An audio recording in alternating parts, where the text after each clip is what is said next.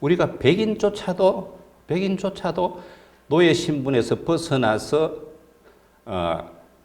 평등하게 된 데가 그렇게 오래되지 않았어요. 흑인은 뭐 그전도 마찬가지고 영국을 기준으로 해보면 1833년도에 노예 해방이 되었습니다. 1833년도에 프랑스가 1848년이고 미국이 1865년입니다. 아주 몇십 년 뒤입니다. 그렇지만 우리가 미국이 쇼킹하니까 더 기억을 하고 있죠. 영국이 30년 전에 됐습니다.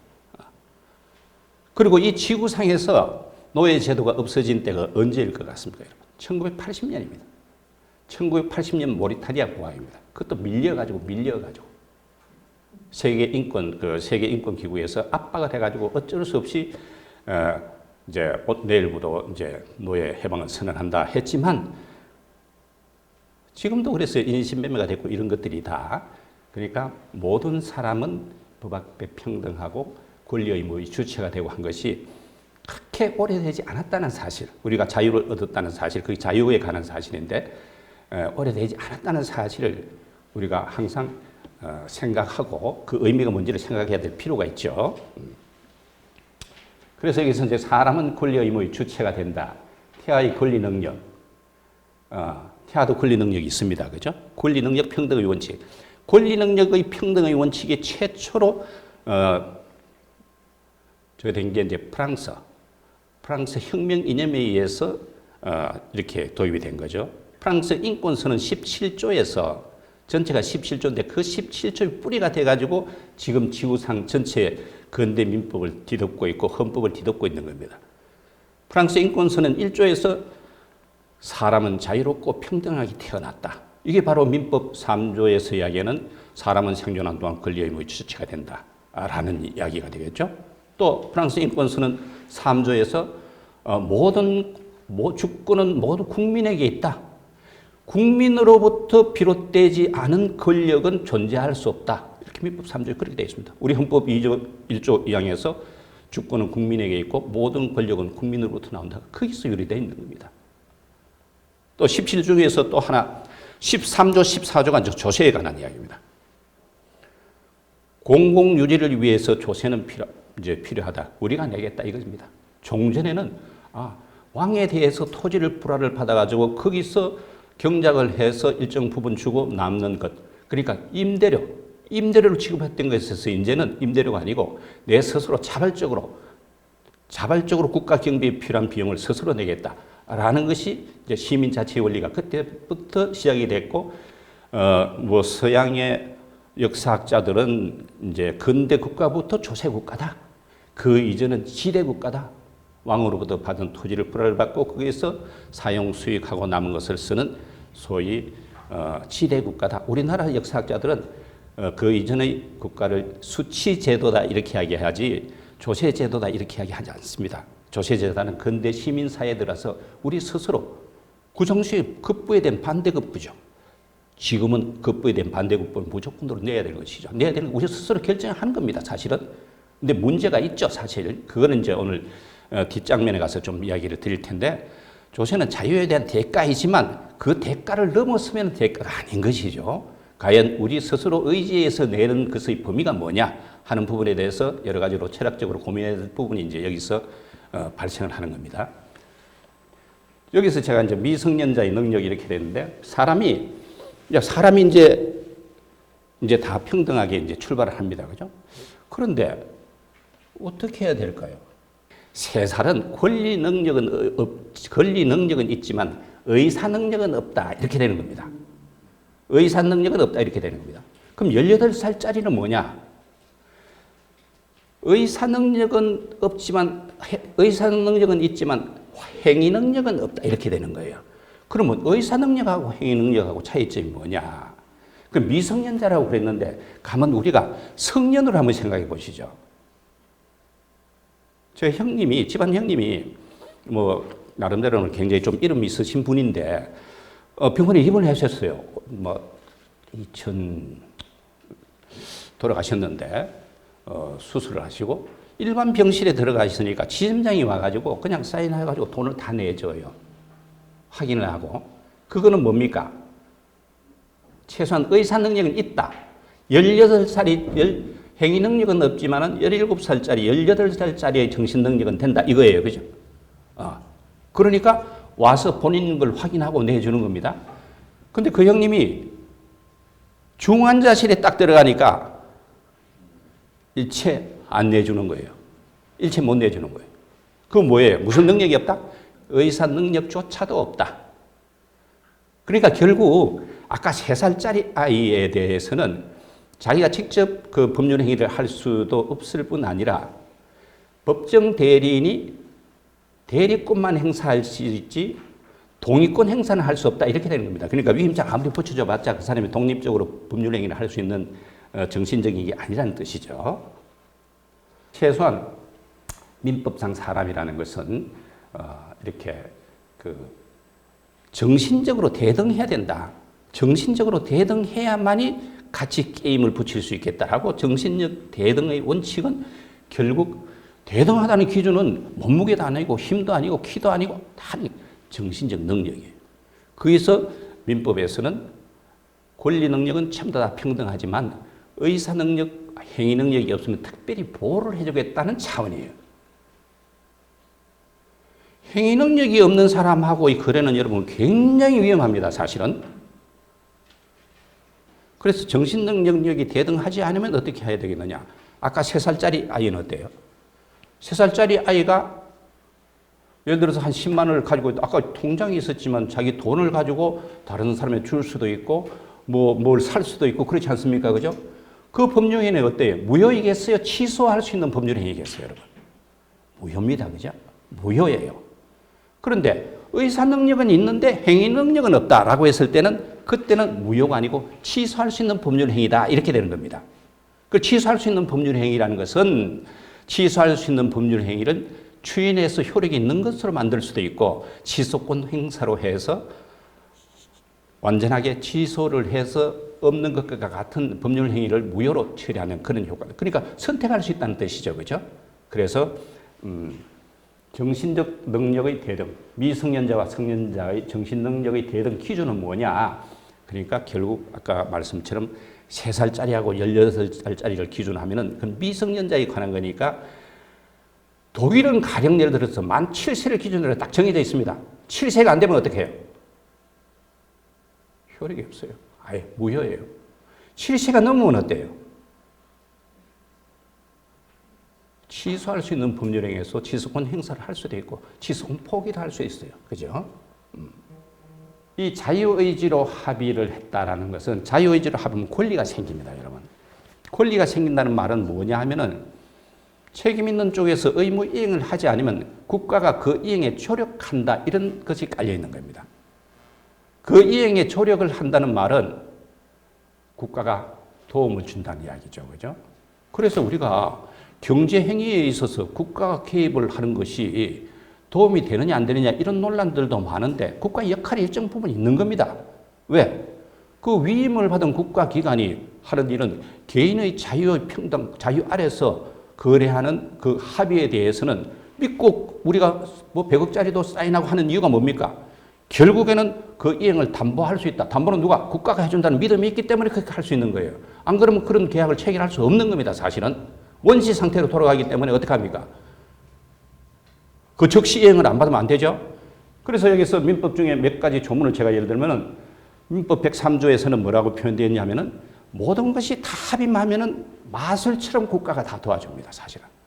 이행에 조력을 한다는 뜻이죠.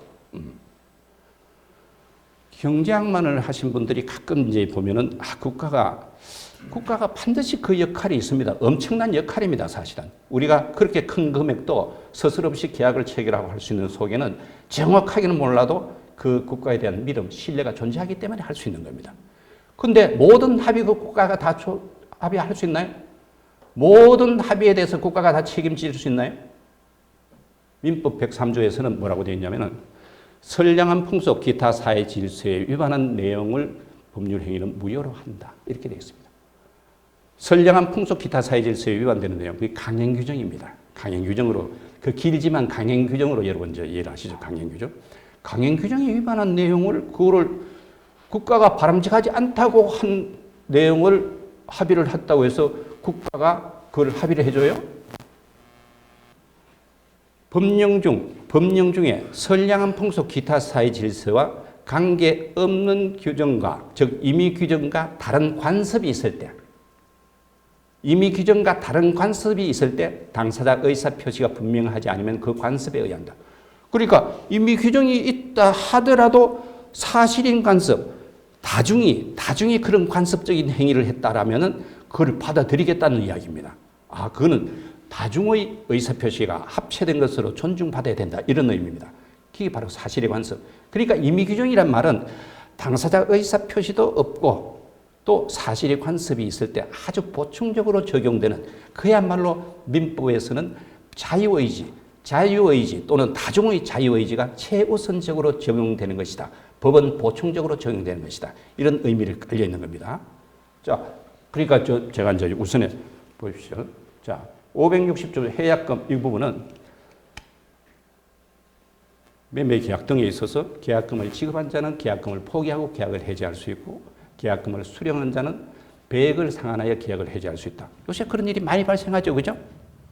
그럼 매도인이 계약을 해지하지 않고 싶으면 어떤 계약을 첨언해야 될까요?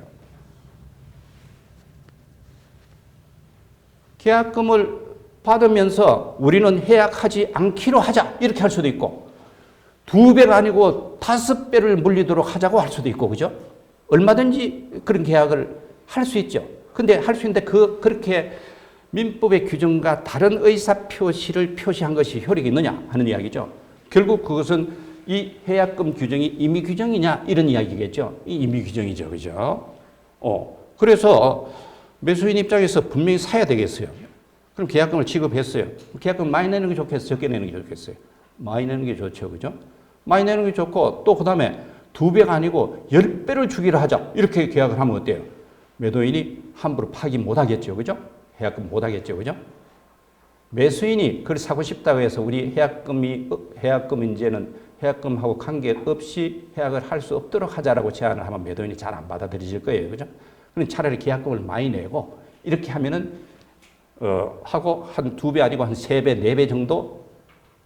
그러니까 그런 의사표시, 특별한 의사표시가 없을 때에 이 해약금 추정 규정, 해약금의 추정 규정을 적용해서 배액을 상환해서 수령한 자는 배액을 상환해서 계약을 해지할 수 있고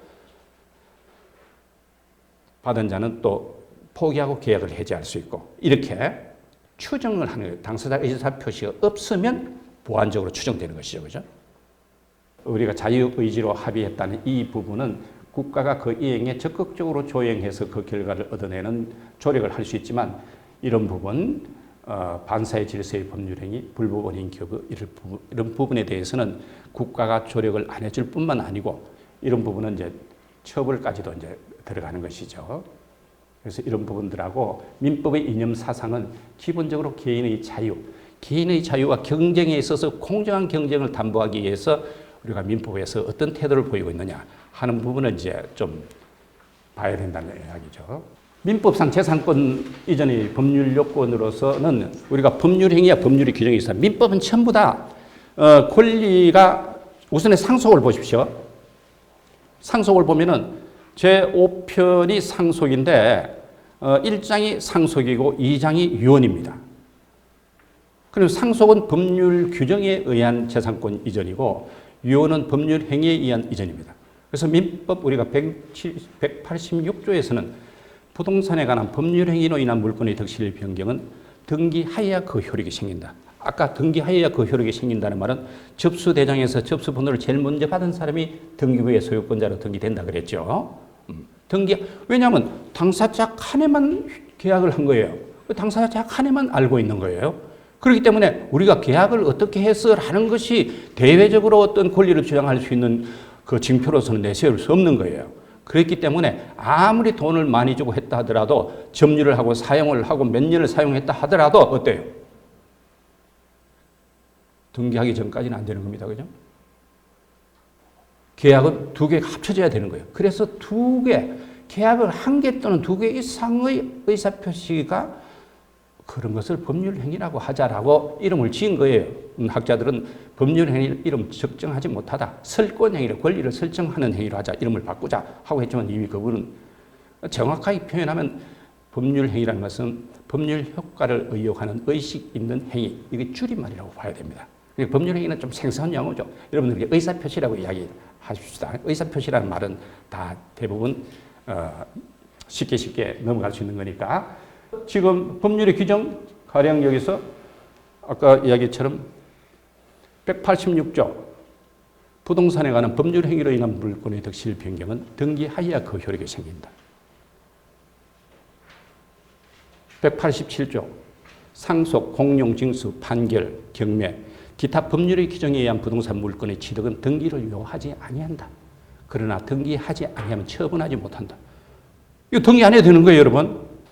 그래서 여기서 이제 법률행위는 의사표시니까 정려, 사연정려, 유정 이렇게 나뉘겠죠, 그죠?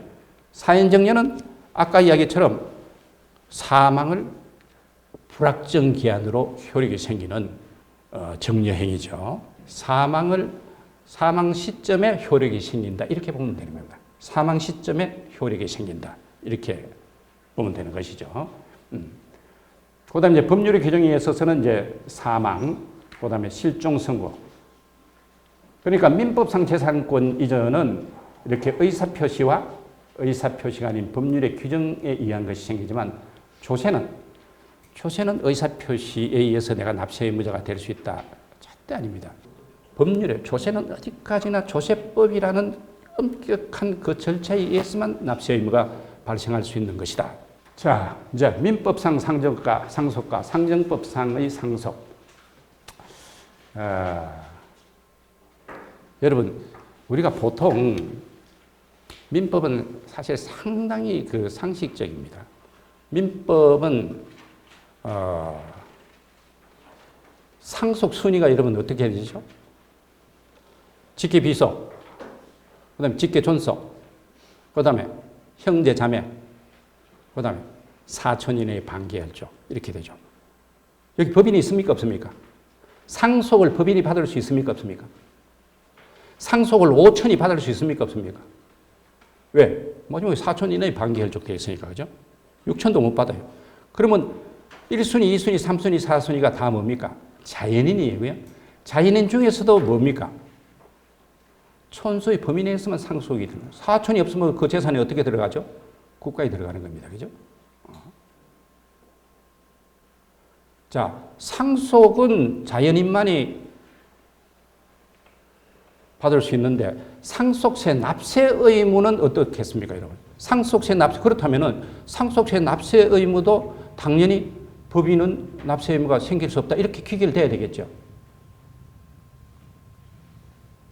그런데 그렇지 않죠. 그죠? 왜냐? 상속이라는 것은 민법 1005조에서 상속이 개시된 때로부터 피상속인의 재산에 관한 포괄적 권리와 의무를 승계한다. 이렇게. 여기서 포괄적이라는 말은 권리뿐만이 아니고 의무도 같이 승계한다. 이런 의미입니다. 그죠? 그래서 의무가 채무가 더 클 때는 어때요? 확실할 때는 포기를 하면 되죠. 그죠? 플러스 재산이 훨씬 더 많으면 가만히 있으면 되는 거예요. 가만히 있으면 단순 승인한 것으로 본다 이렇게 되어 있으니까 3개월 지나면 거죠. 근데 플러스 재산이 많은지 마이너스 자는 어머니가 쌓인 원치 잘해주셔가지고 일일이 쫓아다니면서 뭐 이렇게 보정해 준 거를 다 파악할 수도 없고 그렇게 불안할 때는 어떻게 합니까? 한정 승인을 해서 내가 플러스 재산 받는 범위 내에서만 내가 채무를 가르겠다는 의사표시로도 한정. 사인 10년 전에 한 것, 5년 전에 한 것까지도 어때요?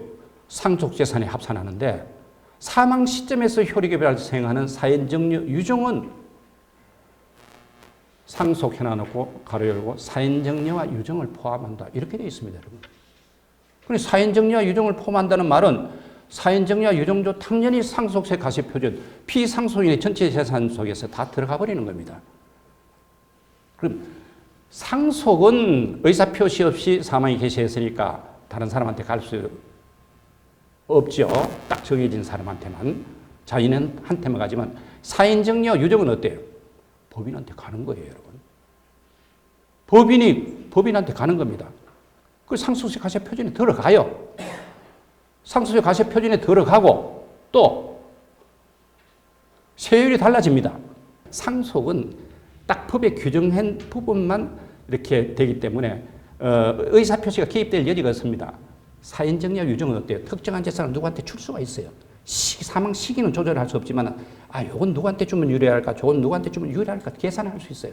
그렇기 때문에 소득세법에서 상속이라는 주택이라고 했을 때는 상정법만 아니고 모든 법에서 이야기할 때 그 의제의 효과는 최소한에 들어가는 겁니다, 여러분.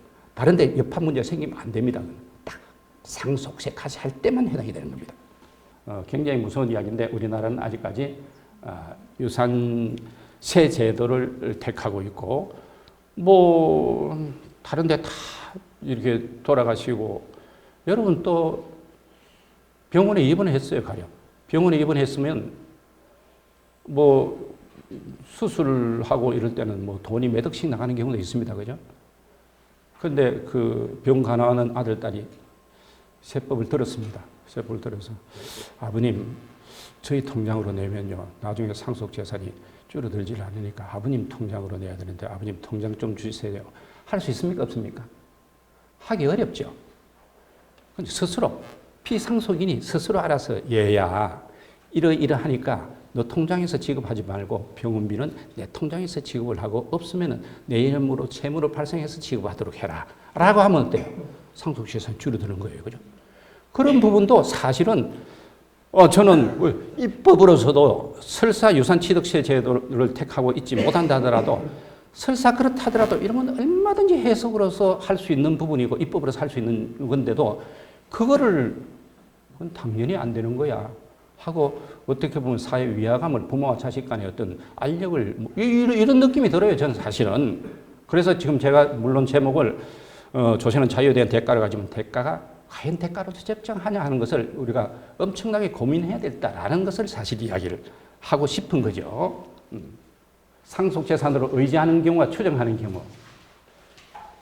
의제를 한다는 말하고 추정한다는 경우, 여러분, 우리가 그 법률이, 위헌 결정을 받는 법률이, 법률이 한 몇천 개 됩니다. 그죠? 근데 세법이 위헌 결정을 받는 법률로서 프로테이지가 한 34%가 됩니다. 그 말은 무슨 말이냐면 일반 법률보다 수백 배, 수천 배가 된다는 이야기죠. 그만큼 세법에서 1년에 꼭지가 400개씩, 500개씩 바뀌어지니까 계속 그렇게 되는 거죠. 보험금은 여러분 어때요? 이건 1950년도에 예를 들어 보험을 해서 이 탈식수단이었어, 그 당시에. 예를 들어서 부모 입장에서 아는 사람이 내 돈으로 보험을 막 들어요. 한 10억을 들어놔요. 그다음에 상속이 딱 개시를 했어요. 여러분, 내 재산일까요? 상속인 재산일까요? 민법상으로는 피상속인 앞으로 0.1초라도 권리가 존재했어야지 그것이 소위 상속 재산이 되는 거예요. 0.1초라도 피상속인에 머물리지 않았던 재산은 상속인의 고유 재산일 뿐이에요. 그러니까 소송에서 계속 반복해서 상속인의 고유 재산이다. 상속인의 고유 재산. 상속 과시할 수 없었죠. 그래서 1950년도에 보험금은 상속 재산으로 의제를 하겠다. 의제한다고 추정한다라는 개념은 뭐 우리가 평상인의를 하더라도 추정이라는 것은 추정을 받는 불이익으로부터 그 반대 사실을 증명을 해서 불이익으로부터 벗어날 수 있는 것. 간주는 간주된 사실로부터 증명을 받는다 하더라도 벗어날 수 없는 것. 유일하게 헌법재판소 위헌 결정을 받는 경우에만. 근데 위헌 결정을 받는다 하더라도 소급해서는 적용되지 않는다는 사실이 굉장히 중요한 것이죠. 자, 보험금의 상속 의제. 그래서 민법상으로는 상속인의 고유재산이지만 세법상으로는 어때요? 세법상으로는 불입하는 금액. 예를 들어서 10억을 받았어요. 근데 피상속인이 한 50%를 불입했어. 상속인이 한 50% 불입했어. 그러면 부상속인이 불입한 50%의 범위 내에서만 상속을 보냅니다. 불입한 금액이 누구냐에 따라서, 그죠? 그다음에 저가 양수 또는 고가 양도에 따른 이익의 정의. 이것도 굉장히 무서운 이야기입니다. 원칙적으로는 특수 관계인 간에 여러분 이렇게 이야기하면 보시면 10억짜리 부동산을 아들한테 5천만 원에 팔았어요. 그건 나쁜 사람이네. 9억 5천은 정리한 거네. 이렇게 딱 나오죠. 그죠? 그런데 애매모호한 경우가 굉장히 많습니다. 비상장 주식 같은 경우에 5천 원짜리인데 실질적으로 액면 가격이 5천 원짜리인데 상속세법에서 평가를 하면 10만 원으로 평가를 받을 수 있어요. 10만 원으로 평가를 판례가 굉장히 많습니다. 그런 경우에 100만 주라 그러면 어떻습니까? 100억짜리를 5억에 파는 게 되는 거예요. 그러면 5억에 파는 95억만 양도에 정렬을 하든 양도 가액에 합산을 하든지 아니면 정렬을 95억을 받았든지 하면 되는데 양쪽 다 과세를 해요. 무슨 소리냐? 너는 100억짜리를 5억에 팔았으니까 95억 양도가액 플러스 양수인은 100억짜리를 5억에 받았으니까 95억 정려 원본 다 내줘도 방법이 있어요. 고등법원에서는 그건 안 된다고 했어요. 대법원에서 하여튼 그렇게 그 다음에 부동산 무상 사용에 따른 이익의 정려.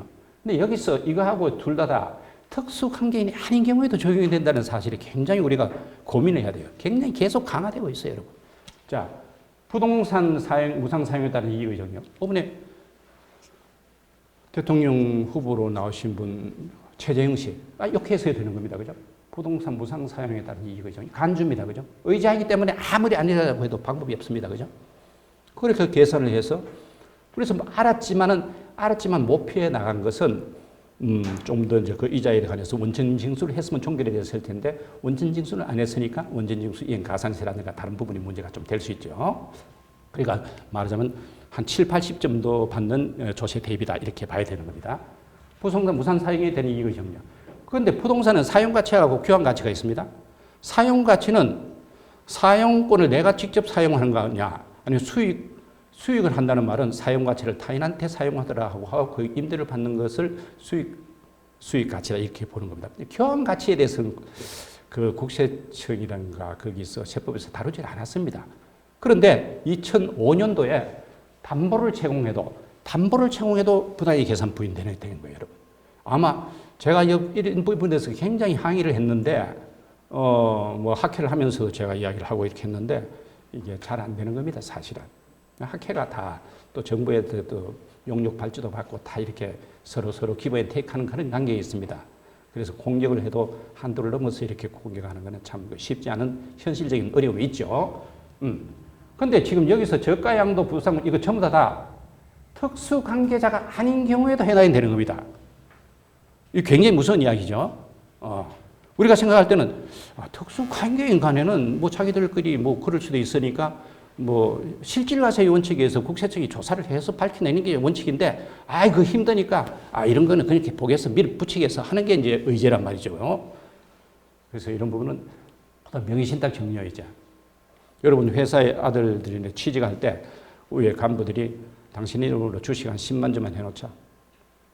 이거 내 이름으로 해놓고 한다는데 너 할 사람 누가 있겠어요, 그죠? 그 정려세 가셔야 되는 거예요. 정려세 가셔야 되는 거예요. 정려세 내주면 좋겠지만 나중에 회사가 이제 뭐 파산하고 없어지고 할 때는 정려세만 꼬박 물고 자기 월급 그 뭐 5천만 원도 못 받았는데 10억, 20억 부과받는 경우 상당히 많습니다, 사실 여러분.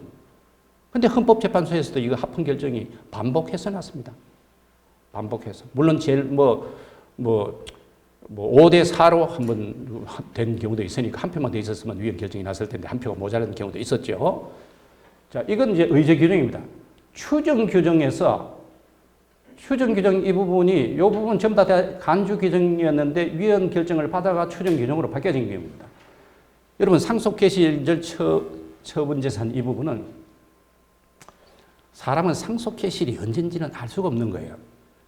언젠지는 알 수가 없는데 만약에 오늘 돌아가신 분이 있다면 1년 이내에 재산 종류별로 2억 이상이면 상속 재산으로 의제는 하지만 추정을 하는 겁니다. 그래서 피상속인의 행위에 관해서 상속인이 다 알고 있어야 되는 거예요. 입증을 해야 되는 거예요. 가능할까요? 사실 어려워요. 그래서 간주 규정에서 그것도 위헌 결정이 났지만은 추정에 대해서도 헌법재판소에 헌법 소원이 들어갔는데 뭐 그건 합헌으로 났지만은 소수 한 3명 정도는 아니다. 이것도 피상속인이 그런 행위에 대해서 어떻게 할 수 있어? 이거 위헌이야. 라고 좀 소수 의견에 불과했었습니다. 이 부분도. 그 다음 배우자 등의 양도한 재산도 정려. 이것도 간주로 되어 있었는데 이제 추정 규정으로 바뀌었고 배우자한테 정리할 경우에도 그렇게 이런 모든 복잡한 문제들이 상속세 증여세가 없어지면 어때요? 다 해결되는 거예요, 사실은. 상속세가 여러분 몇 프로 될 것 같아요? 한 1%밖에 안 돼요. 전체 세수에. 전체 세수의 1% 정도, 1% 안 될까 그래요. 사실은 그 더 큰 비용들이 사회적으로 치러지고 있다. 뭐 저는 개인적으로 그렇게 봅니다만. 정리를 했어, 아들한테.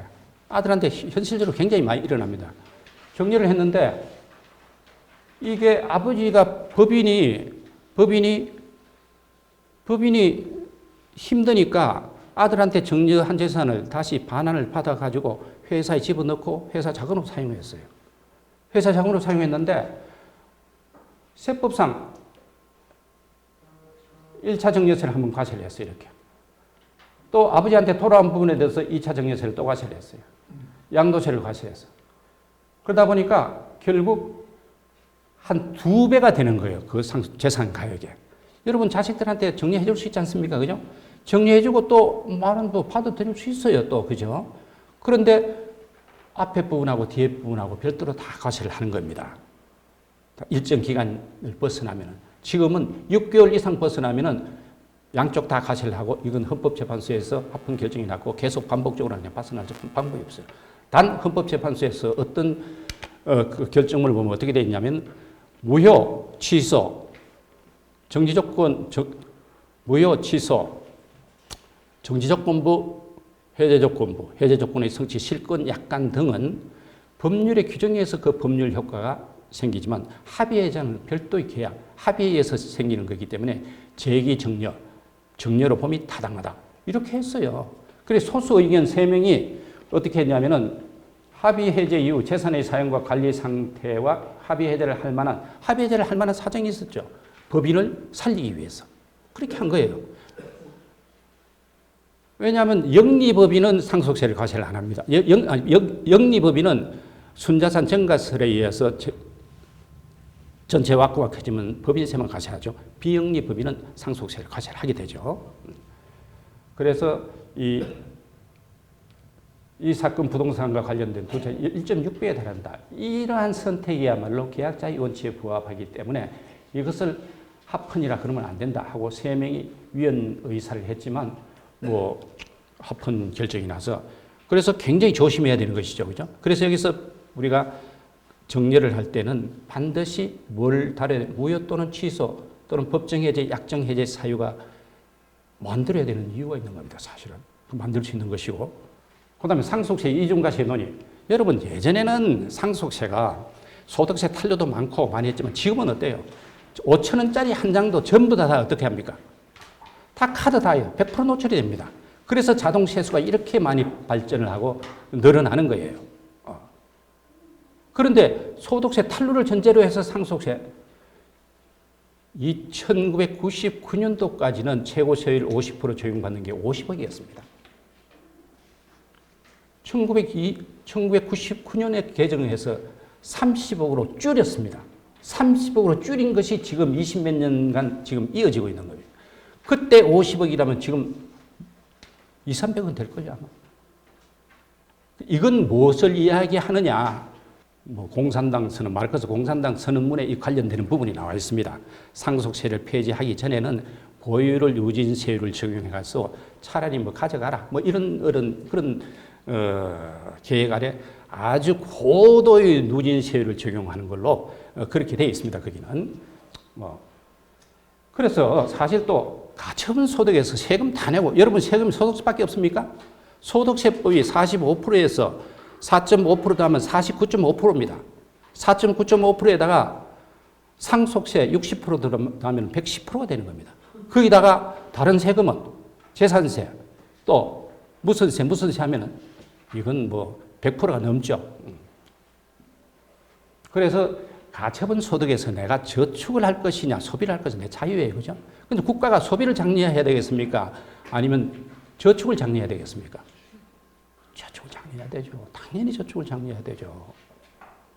자, 그다음 외국의 사례를 제가 돌아보면은 우리가 지금 문제가 되니까 이제 스웨덴 아스트라제네카를 지금 아는 것이지 1984년도에 아스트라라고 하는 스웨덴 그 제약회사가 있었는데 1984년도에 상속이 개시됐어요.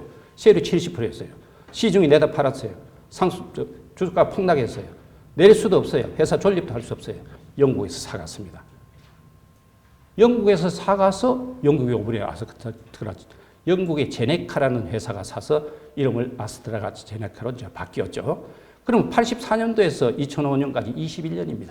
21년까지 어마어마한 국보가 유출되고 2005년도에 상속세를 만장일치로 폐지를 한 겁니다.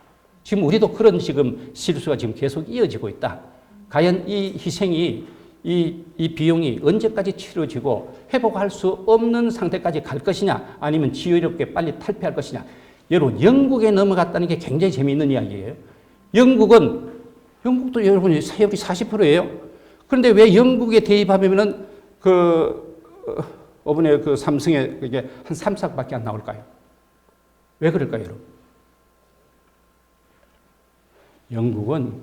영국은 상속세 제도에 있어서 첫째, 증여세가 없습니다. 증여세 없는 건 좀 뒤에 얘기하고 비상장 주식을 가지고 있는 상속인은 100% 공제됩니다.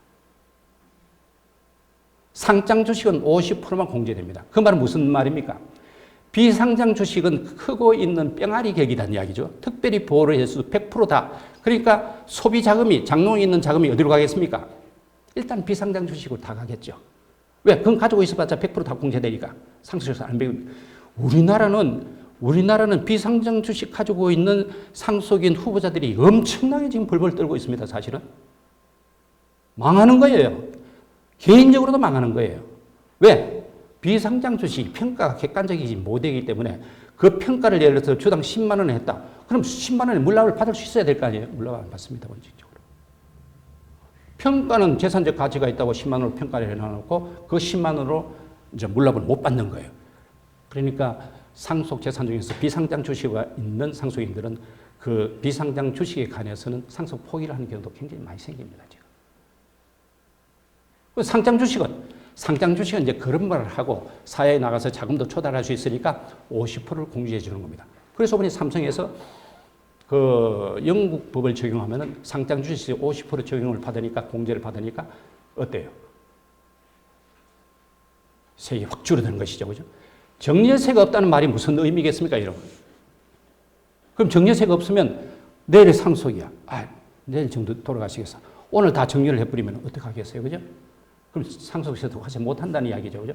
7년이라는 기한을 뒀어요. 7년이라는 기한, 7년 이전에, 7년이, 정리를 하고 7년이 지나면은 어때요? 100% 다 공제를 받습니다. 3년이 지날 때까지는 공제를 못 받고 4년차 20%, 5년차 20%, 6년차 20%, 7년차 20%에서 딱 20%씩 하다가 7년만 지나면 어때요? 정지 과세는 상속에 과세 못하는 것이죠, 그죠? 정지적 과세 못하는 것이죠, 그죠? 그러니까 미리 정리를 해줄 동기가 있습니까, 없습니까, 여러분? 미리 정리해줄 동기가 있고 아니면 비상장 주식을 사두든가, 그죠? 다 공제를 받으니까, 그죠? 100% 공제를 받으니까 비상장 주식으로 많이 가겠죠. 그리고 미리 주니까 어때요? 7년 동안 최소한 효도를 하겠죠. 공제를 받아야 되니까, 100% 공제를 받아야 되니까. 7년 안에 돌아가시면 곤란하잖아요. 그래서 부모님한테 효도도 하겠죠, 그죠? 그 다음에 어떤 아이들한테 미리 주니까 자식도 낳고 산하에 가는 출산 문제도 사실은 직접적 간접적으로 저는 해결될 수 있다고 봅니다. 사실은. 지금은 재산 가지고 있는 분들이 못 주잖아요. 줄 수가 없어요, 여러분. 줄 수가 없습니다. 불가능합니다.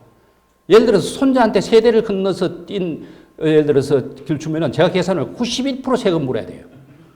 91%. 불가능합니다.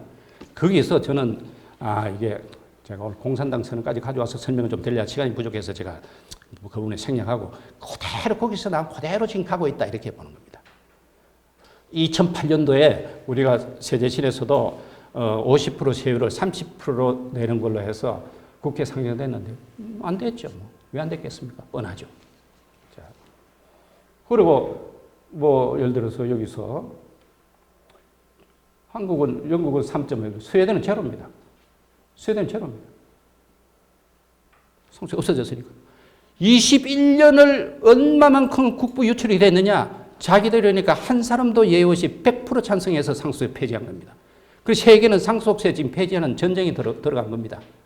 우리가 여기서 이 상속세 부분에 관해서 깊은 생각을 해야 되고 왜 그것이 국부유출인지 왜 그게 나라를 망하게 하는 지름길인지 비록 그 상속인은 몇 명 안 된다 하더라도 우리 전체 우리 한국의 경제 전체를 좌지우지하는 그런 기업이기 때문에 우리가 철학적으로 굉장히 고민을 많이 해야 되는 부분이에요. 그분은.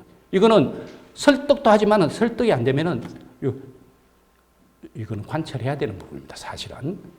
뭐 이런데 캐나다 72년 폐지했고 호주도 단계적 폐지했고 이탈리아, 스위스 이렇고 미국 상속 공제 한도 뭐 116억 뭐 주마다 다 달라지지만은 배우자 경우에는 상속 없습니다, 여러분.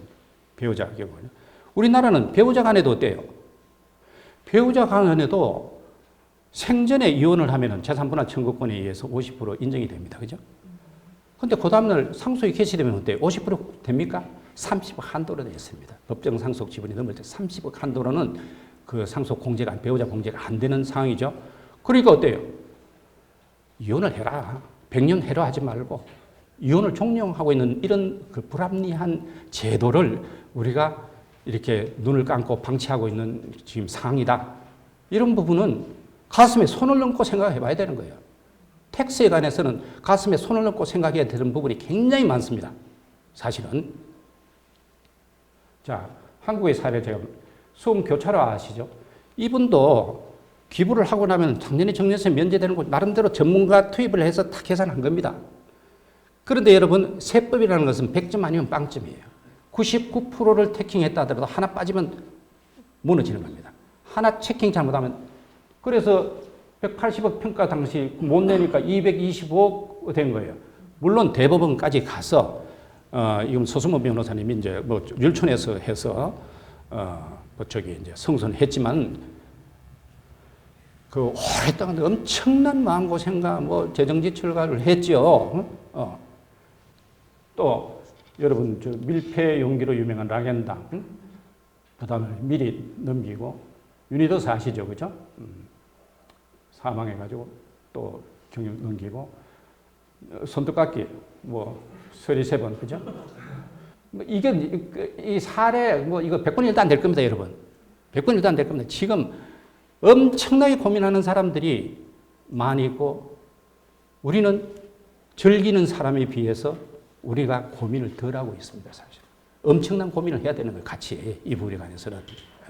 이건 개인의 부의 문제가 아니고 나라의 국부에 관한 존치 여부의 문제라고 인식을 해야지 이게 방향성이 잘 된 겁니다. 요 마지막으로 제가 이게 한 20 몇 년 전에 1990 몇 년인가? 1990년도인가 그 당시에 어떤 일이 있었냐면 교회에 어떻게 뭐 놀러 가다 보니까 어떤 분이 저한테 질문을 하는데 어떤 분이 한 분이 아버님이 돌아가시고 난 다음에 몇 년 후에 땅이 아버님 가지고 있는 땅이 발견된 거예요. 그래가지고 다 하나님이 주셨구나 하고 땅을 팔았어요. 땅을 팔아가지고 그 돈을 가지고 교회에다가 기부를 했습니다. 1, 2년도 안 돼가지고 상속세 과세 고지서가 나오고 양도소득세 과세 고지서가 나오고 정려세 과세 고지서가 나왔어요. 자기가 살고 있는 집조차 다 알거지가 되어버렸습니다. 그러니까 아무리 하늘에 의존한다 하더라도 자신에게 인간에게 주어진 지적 능력까지도 이렇게 의탁을 하면 안 되죠. 그 노력을 해야 되는 부분입니다. 그죠? 그래서 상속하고 관련해서는 특히 텍스하고 관련해서는 깊은 주의가 필요하고 또 우리가 상속에 관해서는 어떤 개인적인 차원에서 생각할 것이 아니라 이렇게 나가다는 국부유출로 해서 우리가 마지막에는 그야말로 황금알을 낳는 그 일을 지금 배를 가르고 수술대에 얹혀놓고 메스를 떼고 있는 상황이다. 모르겠어요. 지금 좀 찢어졌는지 모르겠어요. 틀림없이 그런 상황입니다. 우리 세계가 지금 그 부분에서 경쟁을 하고 있습니다. 그래서 이런 부분에 대해서 개인 차원을 넘어서서 개인적인 차원을 넘어서서 나라 걱정을 하는 차원에서 우리가 영국의 사례를 특히 이렇게 관심 있게 지켜볼 수 있게 되기를 바라면서 강의를 이만 마치도록 하겠습니다.